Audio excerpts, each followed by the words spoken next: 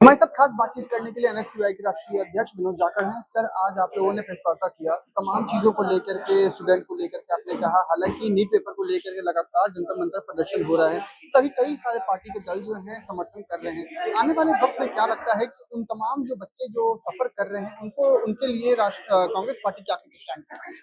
देखिए, पूरे देश के अंदर आज युवा वर्ग, छात्र वर्ग सड़कों पे है और जिस तरीके से पेपर लीक हो रहे हैं, आप सोचिए कि पूरा देश सड़क पे संघर्ष कर रहा है पेपर लीक के खिलाफ। उसके बावजूद भी पेपर लीक होना ये सरकार पे, उसकी कार्यशैली पे बड़ा प्रश्न चिन्ह खड़ा करता है। हम देखते हैं कि कैसे टीईटी का पेपर महाराष्ट्र में लीक होता है, कैसे राजस्थान के अंदर राजस्थान यूनिवर्सिटी के क्वेश्चन पेपर के साथ जो है आंसर शीट दे दी जाती है और कोई भी पेपर कराने में कामयाब नहीं है। इस देश के हालात बहुत गंभीर हैं, शैक्षणिक संस्थाओं को ध्वस्त करने का काम किया जा रहा है।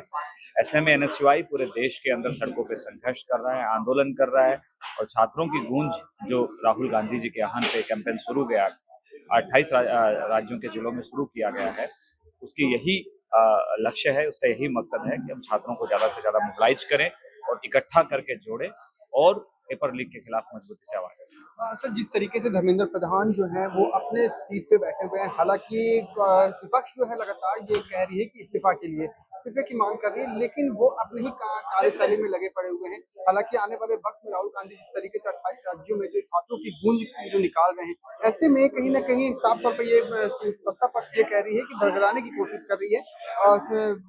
शिक्षा जो है वो अपने समय से चल रही है और स्टूडेंट को चिंता करने की बात नहीं है। कैसे देखते हैं? 21 छात्र सुसाइड कर लेते हैं, उनके परिवारों को जाके कहिए, जूते मारेंगे वो लोग। आज न जाने कितने छात्र डिप्रेशन में हैं, कैसी कैसी परिस्थिति में माँ बाप ने अपने बच्चों को पढ़ाया है। ये सत्ता के नशे में मदमस्त हैं क्योंकि इनको शिक्षा, चिकित्सा, रोजगार इन सबसे कोई लेना देना नहीं है। इनको केवल लेना देना है हिंदू मुसलमान से और धर्म की आड़ में राजनीति करने से, क्योंकि ये धर्म के भी लोग नहीं है। जिस तरीके से राम मंदिर में चोरी हुई है और इन्होंने चोरी की है, तो ये प्रमाण है इस देश में कि ये पूरी तरीके से जो है करप्ट है। ना तो ये धार्मिक है, ना इनके अंदर नैतिकता है, ना भावनाएं हैं। ये वो लोग हैं जो सत्ता पाने के लिए किसी भी हद तक जा सकते हैं। तो ऐसी बातें करना कि विपक्ष राजनीति कर रहा है, क्यों नहीं पेपर सही से कंडक्ट करा पा रहे? विपक्ष तो सवाल उठाएगा ना, विपक्ष तो लड़ेगा। जब 21 छात्र सुसाइड कर लेते हैं, हजारों करोड़ों रुपए को आप पानी में बहा देते हो री एग्जाम के नाम पे, एक एग्जाम आप सही से नहीं करा पाते हो, एनटीए जैसी भ्रष्ट संस्था को आपने इतने सारे पेपर करने की जिम्मेदारी दे दी, तो विपक्ष तो लड़ेगा।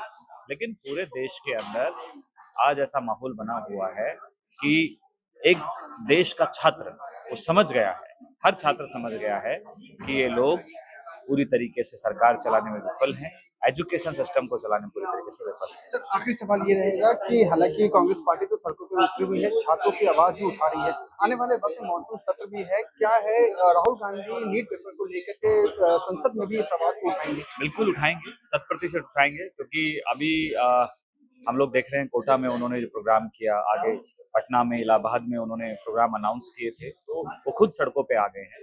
और छात्रों की गूंज अभियान के तहत 9 अगस्त को दिल्ली चलो का कॉल है, जिसके माध्यम से हजारों लाखों छात्र दिल्ली में इकट्ठे होंगे और पेपर लीक के खिलाफ आवाज को बुलंद करेंगे और राहुल गांधी जी उनकी आवाज को जो है लोकसभा के अंदर मजबूत करेंगे। शुक्रिया बात करने के लिए। ये थे हमारे साथ विनोद जाखड़, जिन्होंने साफ तौर पे कहा कि आने वाले वक्त में मानसून सत्र भी है, तो जिस तरीके से नीट पेपर रद्द हो रहे हैं, तमाम बच्चों का जो आवाज जो है वो संसद में भी उठने वाला। देखने वाली ये बात होगी कि संसद में जिस तरीके से आवाज उठाई जाएंगे, क्या धर्मेंद्र प्रधान इस्तीफा देते हैं या आने वाले वक्त में कुछ इंप्लीमेंट होता है, वो तो समय ही बताएगा। वीडियो जर्नलिस्ट अजीत के साथ Abhishek Anand, morning India news, Delhi.